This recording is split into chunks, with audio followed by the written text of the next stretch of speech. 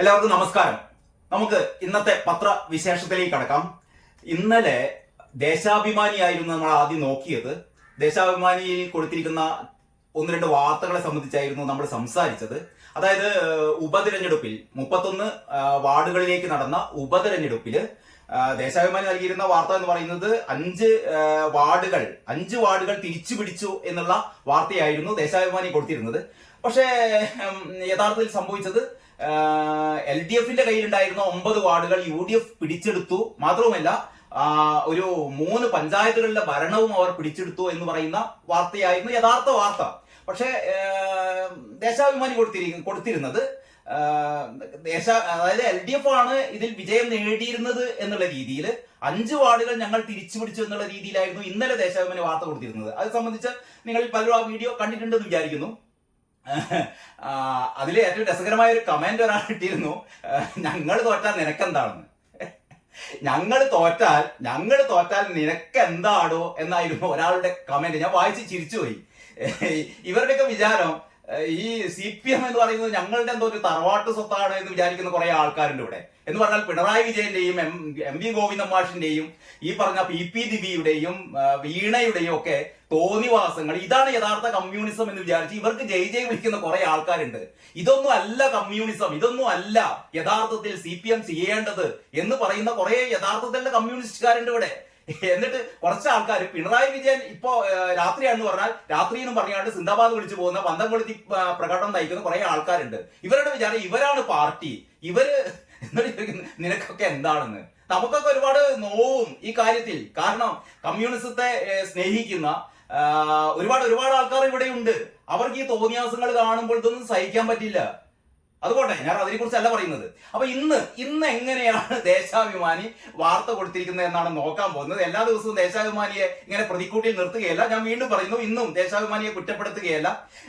സാധാരണ പണ്ടൊക്കെ അമ്മമ്മ പറഞ്ഞു തരുന്ന ഈ ചില നേരമ്പോക്കുകൾ ഉണ്ടായിരുന്നു, ചില കഥകൾ ഉണ്ടായിരുന്നു. അതിൽപ്പെട്ട ഒന്നാണ് ഈ തൈക്കുണ്ടിൽ വീണ തൈ. അതായത് തെങ്ങിൻ തൈ. പണ്ടൊക്കെ നമ്മുടെ നാട്ടിൻ പുറത്തൊക്കെ തെങ്ങിൻ തൈകള് ഒരു വലിയ കുഴിയെടുത്തിട്ടാണ് അതിലാണ് തെങ്ങിൻ തൈകൾ നടുക. അതാണ് നമ്മൾ തൈക്കുണ്ട് എന്ന് പറയാ. തൈക്കുണ്ട്, തൈ വെക്കുന്ന ആ വലിയ കുണ്ട്. അപ്പൊ ഈ പറമ്പിൽ പണിയെടുക്കാൻ വന്ന ഒരാള് ഈ തൈക്കുണ്ടിൽ വീണുപോയി. തൈക്കുണ്ടിൽ വീണപ്പോ ആൾക്കാരെല്ലാം പാടെ ഓടി വന്ന് ഇയാളെ എന്ന് പിടിച്ച് എഴുന്നേൽപ്പിച്ചപ്പോ ഇയാൾ ചമ്മല് മാറ്റാൻ വേണ്ടി ഇയാൾ പറഞ്ഞു, ഞാൻ വീണിട്ടൊന്നുമില്ല, നോക്കിയാൽ എന്റെ കാല് പുറത്താണെന്ന് പറഞ്ഞു. എന്ന് പറഞ്ഞാൽ ഇയാൾ തൈക്കുണ്ടിൽ വീണിട്ട് ഇയാളുടെ 2 കാല് ഇങ്ങനെ പുറത്തായിരുന്നു.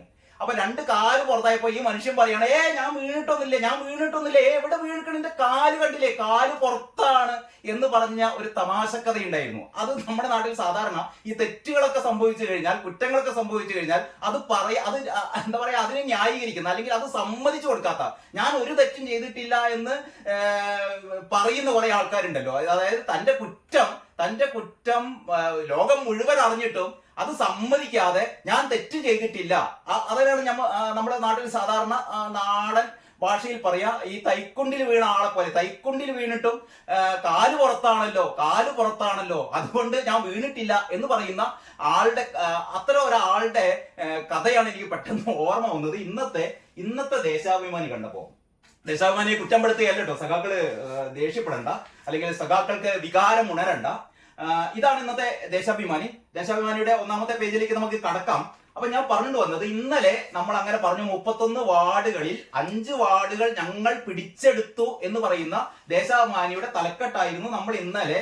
അത് ശരിയായില്ല എന്ന് പറഞ്ഞാൽ 9 വാർഡ് നഷ്ടപ്പെട്ടിട്ട് 9 വാർഡ് UDFകാർ പിടിച്ചെടുത്തിട്ടും അതിനെപ്പറ്റി പറയാതെ ഞങ്ങൾ 5 പിടിച്ചെടുത്തല്ലോ എന്ന് പറഞ്ഞാൽ ഞങ്ങൾ പിടിച്ചെടുത്ത 5ആണ് വലുത്, ഞങ്ങളുടെ അടുത്തുനിന്ന് പോയ 9നെ പറ്റി നമ്മൾ മിണ്ടില്ല എന്ന രീതിയിലായിരുന്നു ഇന്നലെ വാർത്ത കൊടുത്തത്. അപ്പൊ ഇന്ന് ഈ മനുഷ്യൻ, തൈക്കുണ്ടിൽ വീണ മനുഷ്യൻ എന്റെ കാല് 2 പുറത്താണല്ലോ എന്ന് പറഞ്ഞ ആ ഒരു വിദ്യയാണ് ഇന്ന് ദേശാഭിമാനി കാണിച്ചിരിക്കുന്നത്. ഇതാണ് ദേശാഭിമാനിയുടെ 5ാമത്തെ പേജ്. ദേശാഭിമാനിയുടെ 5ാമത്തെ പേജിലെ ഈ താഴത്തെ തലക്കെട്ട് നിങ്ങൾ കാണുന്നുണ്ട് എന്ന് വിചാരിക്കുന്നു. താഴത്തെ തലക്കെട്ട് ഇങ്ങനെയാണ്: തദ്ദേശ ഉപതെരഞ്ഞെടുപ്പ് UDFന് രാഷ്ട്രീയ നേട്ടമില്ല. എന്റെ ദൈവമേ, നമ്മൾ ചിരിച്ച് മരിച്ചു പോകുന്ന ചില വാർത്തകളാണ് ദേശാഭിമാനി കൊടുക്കുന്നത്. അതായത് ഇന്നലെ ഏതായാലും കള്ളത്തരം പറഞ്ഞ് കുടുങ്ങി. നാട്ടുകാർ മുഴുവനും ഇത് അറിഞ്ഞു. അപ്പൊ ഇന്ന് ദേശാഭിമാനി ചെയ്യുന്നത് അതിനെ വീണ്ടും വെള്ളപൂശുകയാണ്. അതായത് പറയുന്നത് തദ്ദേശ തിരഞ്ഞെടുപ്പ് UDF-ന് രാഷ്ട്രീയ നേട്ടമില്ല. ഒന്ന് ആലോചിച്ചുകൊണ്ട് ഇവരുടെ ഈ സഖാക്കന്മാരുടെ വിചാരം ഞങ്ങൾക്ക് മാത്രമേ ബുദ്ധിയുള്ളൂ, ഞങ്ങൾക്ക് മാത്രമേ വിവരമുള്ളൂ, ഈ ലോകത്തിലുള്ള ബാക്കി എല്ലാ ആൾക്കാരും പൊട്ടന്മാരാണ് എന്ന് കരുതുന്ന ഒരു വർഗമാണ് നമ്മുടെ നാട്ടിലെ സഖാക്കന്മാർ എന്ന് ഞാൻ പറയുന്നില്ല. കാരണം സഖാക്കന്മാർ എന്നുള്ള വാക്ക് വളരെ പരിഭാവനമായ വാക്കാണ്. ഈ പിണറായി ഭക്തന്മാർ, PP ദിവ്യ ഭക്തന്മാർ, അല്ലെങ്കിൽ MP ഗോവിന്ദൻ ഭക്തന്മാർ എന്നൊക്കെ പറയുന്ന ഒരു വിഭാഗം ആൾക്കാരുണ്ട്. അന്തം കമ്മീസ് എന്ന് നമ്മൾ വിളിക്കുന്ന ഈ അന്തം കമ്മികൾ, അവരുടെ വിചാരം എന്ന് പറഞ്ഞാൽ ഞങ്ങൾ പറയുന്നതാണ് ശരി, ഞങ്ങൾ പറയുന്നതേ ശരിയാവുള്ളൂ, ഞങ്ങൾ എന്ത് പറഞ്ഞാലും അത് ശരിയാണ്, നിങ്ങൾ പറയുന്നത് മുഴുവൻ തെറ്റും ആഴമണ്ടത്തരങ്ങളുമാണ്. ഇങ്ങനെ വിചാരിച്ചിരിക്കുന്ന ലോകത്തിലെ ഈ മണ്ടന്മാർ നിന്നല്ല അവരെ പറ്റി പറയേണ്ടത്. ഇതിന് വാക്കുകളില്ല യഥാർത്ഥത്തിൽ ഇതൊന്ന് വിശേഷിപ്പിക്കാൻ. അല്ലെങ്കിൽ ദേശാഭിമാനി ഇങ്ങനെയൊരു ആനമണ്ടത്തരം ചെയ്യോ? അതായത് ഇന്നലെ 31 വാർഡുകളിലേക്ക് നടന്ന തിരഞ്ഞെടുപ്പിൽ 9 വാർഡുകൾ LDF-ന് നഷ്ടപ്പെട്ടു. 9 വാർഡുകൾ നഷ്ടപ്പെട്ടു. 9 വാർഡുകൾ UDF പിടിച്ചെടുത്തു. LDF ആകെ പിടിച്ചെടുത്തത് 5 വാർഡുകളാണ്. മാത്രമല്ല LDF-ന്റെ ഭരണത്തിലുണ്ടായിരുന്ന 3 പഞ്ചായത്തുകളിൽ ഭരണവും നഷ്ടപ്പെട്ടു. ഇത് ഏത് കൊച്ചു കുട്ടിക്ക് പോലും അറിയാം. ഈ LDF ഈ 31 വാർഡുകളിൽ നടന്ന ഉപതെരഞ്ഞെടുപ്പില് LDF തോറ്റമ്പി. LDF-ന് ഇനി രക്ഷയില്ല എന്ന് പറഞ്ഞാൽ 9 വാർഡ് അവരിൽ നിന്ന് പിടിച്ചെടുത്തു. അവർക്ക് പിടിച്ചെടുക്കാൻ പറ്റിയത് 5 മാത്രമാണ്. 3 പഞ്ചായത്തുകളുടെ ഭരണം നഷ്ടമായി. ഇതിൽ അങ്ങേപ്പുറം ഒരു കാര്യം പറയാനുണ്ടോ? എന്നിട്ട് ഇന്ന് അതിനെ ന്യായീകരിക്കുകയാണ്. പറയുന്നത് എന്താണെന്നറിയോ? UDF-ന് രാഷ്ട്രീയ നേട്ടമില്ല. എന്റെ പൊന്ന് CPM എന്താ പറയാ, പിണറായി ഭക്തന്മാരെ, അടിമ കമ്മികളെ, ഇങ്ങനെയാണോ ഒരു പത്രത്തിൽ വാർത്ത എഴുതുക? അത് ആരെ വിശ്വസിപ്പിക്കാനാണ്?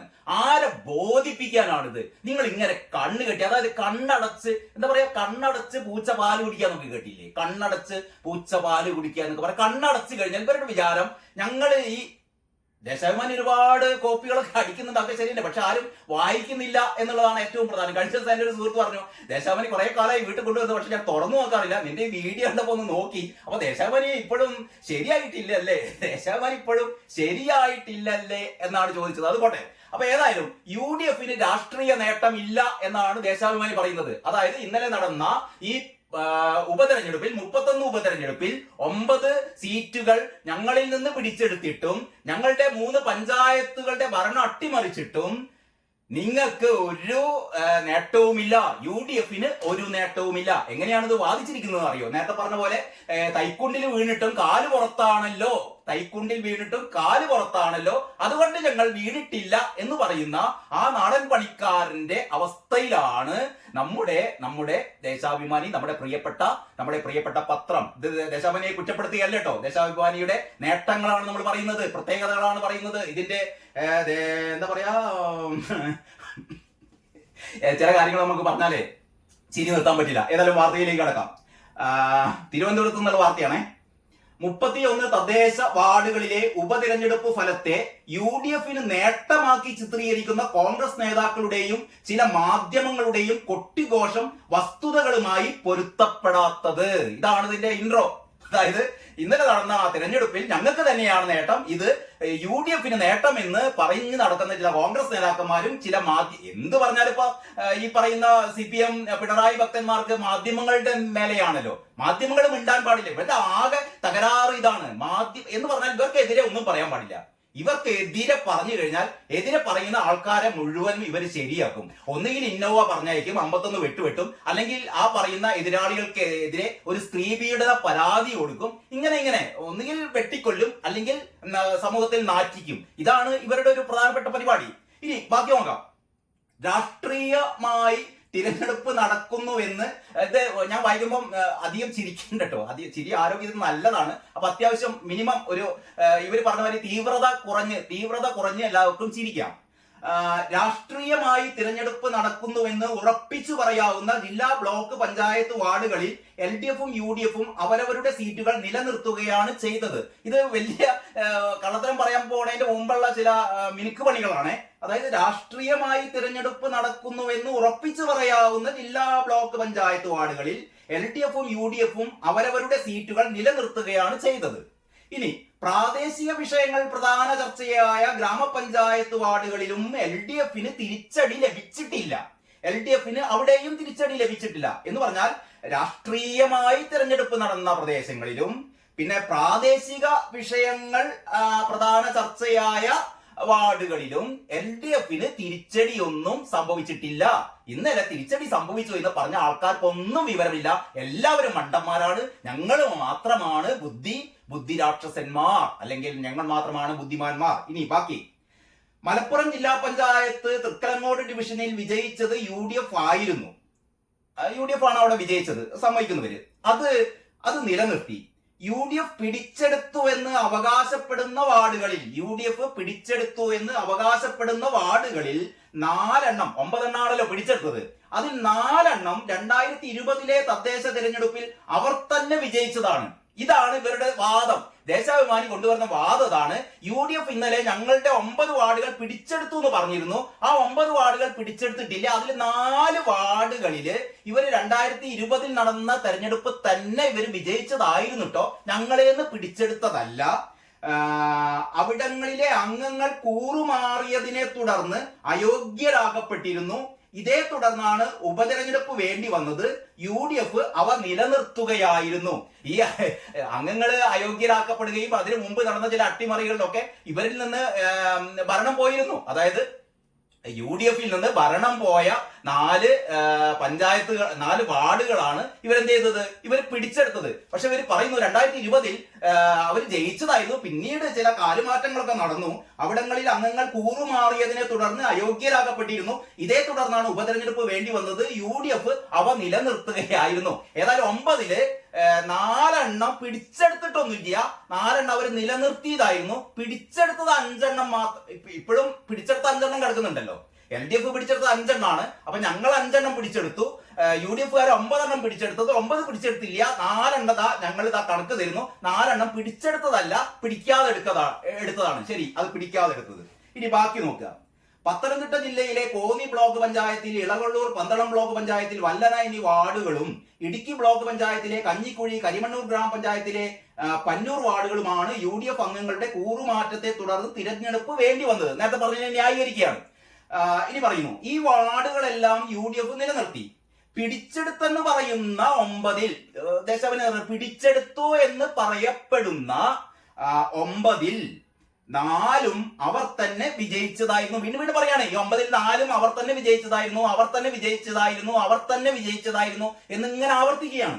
അത് കഴിഞ്ഞിട്ട് ഫലത്തിൽ 5 വാർഡുകളാണ് UDF LDFൽ നിന്ന് പിടിച്ചെടുത്തത്. ഇതാണ് കൺക്ലൂഷൻ. ഫലത്തിൽ UDF പിടിച്ചെടുത്തത് 5 വാർഡുകൾ മാത്രമാണ്. ഞങ്ങളും അതേപോലെ അവരിൽ നിന്ന് 5 വാർഡുകൾ പിടിച്ചെടുത്തിരിക്കുന്നു. അപ്പൊ അതുകൊണ്ട് അവർക്ക് രാഷ്ട്രീയ നേട്ടം എന്നൊന്നും പറയരുത്. മാത്രമല്ല, ഈ 3 പഞ്ചായത്തുകളുടെ ഭരണം പോയാൽ അതിനെപ്പറ്റി മിണ്ടുന്നില്ല. അതായത് ഈ 3 LDF ഭരിച്ചുകൊണ്ടിരുന്ന 3 പഞ്ചായത്തുകളിൽ ഈ ഉപതെരഞ്ഞെടുപ്പിനെ തുടർന്ന് അവിടെ 3 ഇടത്ത് UDFന്റെ അംഗങ്ങൾ ജയിച്ചതിനെ തുടർന്ന് ആ 3 പഞ്ചായത്തുകളിലും LDFന്റെ ഭരണം നഷ്ടപ്പെട്ടു. ഏറ്റവും വലിയ തിരിച്ചടിയാണ് ഈ ഉപതെരഞ്ഞെടുപ്പിൽ. അക്കാര്യം ഇവർ മിണ്ടുന്നില്ല. എന്ന് പറഞ്ഞാൽ ഞങ്ങൾക്ക് കിട്ടിയ അടി, ഇയാള് ഈ പണിക്കാരൻ തൈക്കുണ്ടിൽ വീണാലും ഞങ്ങളുടെ കാല് രണ്ടും പുറത്താണല്ലോ. ഞങ്ങളുടെ 2 കൈയും തലയും ബാക്കി ഭാഗങ്ങളൊക്കെ തൈക്കുണ്ടിലാണെങ്കിലും ഞങ്ങളുടെ കാല് പുറത്തായത് കൊണ്ട് ഞങ്ങൾ തൈക്കുണ്ടിൽ വീണിട്ടില്ല. ഇതാണ് ദേശാഭിമാനി പറയുന്നത്. ഞങ്ങൾ 31 ഇടത്ത് നടന്ന ഇതാണല്ലോ നമ്മൾ നേരത്തെ ഈ കഴിഞ്ഞ നിയമസഭാ ഉപതെരഞ്ഞെടുപ്പിൽ നടന്നത്. അതായത് പാലക്കാട് 1ാം തവണ, 2ാം തവണ, 3ാം തവണയും 3ാം സ്ഥാനത്ത് തന്നെ ആകുന്ന ഒരു ഗതികേട് ആലോചിച്ച് നോക്കിയട്ടെ. എന്നിട്ട് ഉളുപ്പില്ലാതെ പറയാണ് ഞങ്ങൾക്ക് കഴിഞ്ഞ പ്രാവശ്യത്തിനേക്കാൾ 800 വോട്ട് കൂടുതൽ കിട്ടിയല്ലോ എന്ന്. ഞങ്ങൾക്ക് കഴിഞ്ഞ പ്രാവശ്യത്തിനേക്കാളും 800 വോട്ട് കൂടുതൽ കിട്ടിയല്ലോ എന്ന് പറയുന്ന ഒരു ഉളുപ്പില്ലായി. ഇങ്ങനെയൊന്നും പറയാൻ പാടില്ലാത്തതാണ്. പക്ഷെ ഇതിന് വേറെ ഒരു പദം മലയാളത്തിൽ ഇല്ലാത്തത് കൊണ്ടാണ് ഇങ്ങനെയൊക്കെ പറയുന്നത്. ക്ഷമിക്കണം നിങ്ങൾ. വളരെ പരുക്കൻ ഭാഷ ഉപയോഗിക്കുന്നു. ഞാൻ പറയുന്നത് എന്താ പറയാ, സംസ്കാര ശൂന്യമായ ഭാഷ എന്നൊക്കെ കഴിഞ്ഞ ദിവസം 1-2 പേര് കുറ്റപ്പെടുത്തിയിരുന്നു. പ്രിയപ്പെട്ട സഖാക്കളെ, ഞാൻ ഇവിടെ ഉപയോഗിക്കുന്ന ഭാഷ എന്നെ പഠിപ്പിച്ചത് പിണറായി വിജയനും MV ജയരാജനും MM മണിയും പിന്നെ നിങ്ങൾ കുറെ കുട്ടി സഖാക്കൾ ഉണ്ടല്ലോ, A റഹീം, ജെയ്ക്ക് തോമസ്, അങ്ങനെയുള്ള കുറെ ആൾക്കാർ പഠിപ്പിച്ച ഭാഷ മാത്രമാണ് ഞാൻ പറയുന്നത്. അതിനങ്ങപ്പുറത്തേക്ക് ഒന്നും പറയുന്നില്ല. നികൃഷ്ട ജീവി, പരനാറി, കുലംകുത്തി എന്നൊക്കെ നമ്മൾ സാധാരണ പറയുന്നത് ഇതൊക്കെ പിണറായി വിജയൻ പറഞ്ഞ ഭാഷകളാണ്. പിണറായി സഖാവിനെ ആണ് നെഞ്ചിൽ എന്താ പറയാ നെഞ്ചിൽ കുടിയിരുത്തിയതാണ് ഈ അടുത്ത കാലത്ത് പിണറായി വിജയൻ സഖാവിനെ നെഞ്ചിൽ കുടിയിരുത്തത് കൊണ്ട് ആ ഭാഷയൊക്കെ വന്നു പോകാൻ ക്ഷമിക്കണം നിങ്ങൾ. അതിനേക്കാൾ അങ്ങപ്പുറത്തേക്കൊന്നും പറയില്ല. പിണറായി വിജയൻ, എം എം മണി മാത്രമേ പറയുള്ളൂ. ഇതൊക്കെ നമ്മുടെ സഖാക്കന്മാരാണ്. നിങ്ങൾ പിണറായി വിജയനെയും എം എം മണിയെയും തള്ളി പറയാത്തിടത്തോളം കാലം ആ ഭാഷ, അവരുപയോഗിക്കുന്ന ഭാഷ ഉപയോഗിച്ച് തന്നെ ഇരിക്കും. വേറെ മാർഗമില്ല. ദയവായി ക്ഷമിക്കണം എന്ന് മാത്രമേ പറയാറുള്ളൂ. ഇനി ഇതൊക്കെ പറഞ്ഞിട്ട് ഏറ്റവും അവസാനിപ്പിക്കുകയാണ്. ഉപതെരഞ്ഞെടുപ്പ് ഫലം സംബന്ധിച്ച വസ്തുതകൾ ഇതാണെന്നിരിക്കെ കോൺഗ്രസ് നേതാക്കളും യു ഡി എഫ് അനുകൂല മാധ്യമങ്ങൾ മറ്റൊരു തരത്തിൽ വ്യാഖ്യാനിക്കാനാണ് ശ്രമിച്ചത്. അപ്പൊ ഇന്നലെ പറഞ്ഞ ആൾക്കാർ മുഴുവനും വേറൊരു തരത്തിലാണ് വ്യാഖ്യാനിക്കാൻ ശ്രമിച്ചത്. അപ്പം നിങ്ങൾ എല്ലാവരും തെറ്റിതിരുത്തണം. അപ്പൊ ഇന്നലെ മലയാള മനോരമ, മാതൃഭൂമി, കേരള കൗമുദി, മാധ്യമം തുടങ്ങി ലോകത്തിലെ സകലമാന പത്രങ്ങളും വായിച്ച ആൾക്കാരുടെ ഒക്കെ അറിവിലേക്കാണ്. നിങ്ങളൊക്കെ ഇന്നലെ ആ പത്രങ്ങളൊക്കെ വായിച്ചപ്പോൾ നിങ്ങൾ മനസ്സിലാക്കിയിട്ടുണ്ടാകും LDFന് എന്തോ വലിയ കുറവ് സംഭവിച്ചു. അങ്ങനെ ഒന്നും സംഭവിച്ചിട്ടില്ല. 9 സീറ്റ് UDF പിടിച്ചെടുത്തിട്ടും 3 പഞ്ചായത്തുകൾ അട്ടിമറിച്ചിട്ടും അവർക്ക് പ്രത്യേകിച്ച് ഒരു രാഷ്ട്രീയ നേട്ടവും ഇല്ല. രാഷ്ട്രീയ നേട്ടം ആർക്കാണ്? രാഷ്ട്രീയ നേട്ടം CPMനാണ്, LDFനാണ് എന്ന് എല്ലാവരും ഇതിനാൽ തിരിച്ചറിയേണ്ടതാണ് എന്ന് നിങ്ങളെ അറിയിക്കാൻ വേണ്ടിയിട്ടാണ് ഈ ഒരു വീഡിയോ ചെയ്തത്. കാരണം നമ്മളിപ്പോ ദേശാഭിമാനിന്റെ കൂടെയാണ്. അപ്പൊ ദേശാഭിമാനിയുടെ ഈ വാർത്ത എല്ലാവരും ഈ വാർത്ത എന്ത് ചെയ്യണം? കഴിയുന്നിടത്തോളം ഈ ഒരു വീഡിയോ നിങ്ങൾ ഷെയർ ചെയ്യണം. എല്ലാവരും അറിയട്ടെ. കാരണം ഞങ്ങളെ കാല് രണ്ടും പുറത്താണ്. അതുകൊണ്ട് ഞങ്ങൾ തൈക്കുണ്ടിൽ വീണിട്ടില്ല. ഇതാണ് ഏറ്റവും പ്രധാനമായി പറയാനുള്ളത്. മറ്റൊന്ന്, ഇനി ഞാൻ വേറെ വീഡിയോ ചെയ്യാം. പക്ഷെ അതിനു മുമ്പേ വളരെ രസകരമായ ഒരു കാര്യം കൂടി ഒന്ന് ചൂണ്ടിക്കാട്ടട്ടെ. ഇത് ദേശാഭിമാനിയുടെ 1-ാം പുറമാണ്. ദേശാഭിമാനിയുടെ 1-ാം പുറത്തിന്റെ തലക്കെട്ട് കണ്ടില്ലേ? ഈ തലക്കെട്ട്, അതായത് നമ്മുടെ ചെസ് ലോക ചാമ്പ്യൻ ഗുകേഷിന്റെ തലക്കെട്ടാണ്. എന്താണ്? കരുത്തൻ. ഈ കരു എന്നുള്ളത് വേറൊരു കളറിൽ കൊടുത്തിട്ട്, അതായത് ചെസ്സിലെ ചെസ്സില് അങ്ങനെയാണല്ലോ കരു നീക്കം. ആ കരു എന്നുള്ളത് വേറൊരു കളറിൽ കൊടുത്തിട്ട് കരുത്തൻ എന്നാണ് ദേശാഭിമാനിയുടെ തലക്കെട്ട്. പലപ്പോഴും പല പത്രങ്ങളുടെയും തലക്കെട്ടുകൾ മറ്റു പത്രങ്ങളും അതേപോലെ ഉപയോഗിക്കാറുണ്ട്. ഇത് ഇന്ന് പുറത്തിറങ്ങിയ മാധ്യമമാണ്. മാധ്യമത്തിലെ തലക്കെട്ടും അതുതന്നെയാണ്. കരു വേറൊരു കളറിൽ കൊടുത്തിട്ട് കരുത്തൻ. അപ്പം മാധ്യമത്തിലെ തലക്കെട്ടും ദേശാഭിമാനിയിലെ തലക്കെട്ടും ഒരേ തലക്കെട്ട് തന്നെയാണ് എന്നുള്ളതിൽ വലിയ അത്ഭുതമൊന്നുമില്ല. കാരണം ഇങ്ങനെ മുമ്പും പലപ്പോഴും പത്രങ്ങളുടെ ഒരേ തലക്കെട്ടുകൾ തന്നെ വിവിധ പത്രങ്ങളിൽ വരാറുണ്ട്. ഒരേപോലെ ചിന്തിക്കുന്ന ആളുകൾ ഉണ്ടാവാം. പക്ഷെ ഇതിന്റെ ഒരു കൗതുകം ഇവര് തമ്മിലുള്ള ഒരു അന്തർധാര വെറുതെ കൗതുകത്തിനാണ്, തമാശക്കാണ്. ഇനി ഇത് വെച്ച് പിടിക്കണ്ട. മാധ്യമവും ദേശാഭിമാനിയും ഒരേപോലെ ചിന്തിക്കുന്നുവോ എന്ന ഒരു എന്താ പറയാ വസ്തുത നിങ്ങളുടെ മനസ്സിലേക്ക് ഇട്ടുകൊണ്ട് എല്ലാവർക്കും ഒരു ശുഭദിനം ആശംസിക്കുകയാണ്. പാലക്കാട് മരണമടഞ്ഞ ആ കുട്ടികളുടെ ഓർമ്മകൾക്ക് മുമ്പിൽ പ്രണാമം അർപ്പിച്ചുകൊണ്ട് ഇന്നത്തെ ഈ പത്രവിശേഷത്തിന്റെ ആദ്യ സെഗ്മെന്റ് ഇവിടെ അവസാനിപ്പിക്കുന്നു. എല്ലാവർക്കും നന്ദി, നമസ്കാരം.